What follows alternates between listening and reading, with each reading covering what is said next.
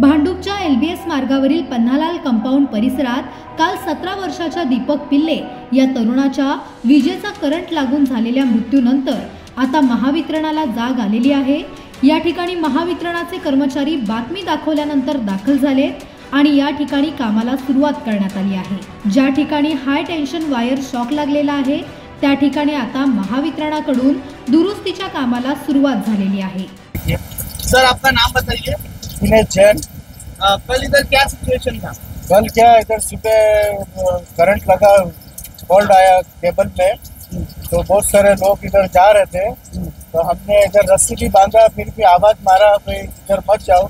एक कोई बेचारा आदमी जा रहा था इधर से, बैग पीछे लटका के रखा था, तो फिर हमने आवाज मारा, उसने कान पे वो डाल के रखा था, तो सुना नहीं उसने। फिर हमने तो फिर भी आवाज मार के तो फिर सीधा उधर खड़ा रहा, उधर जाके फिर पूरा चिपक गया, फिर ऐसे कैसे नीचे गिर गया वो।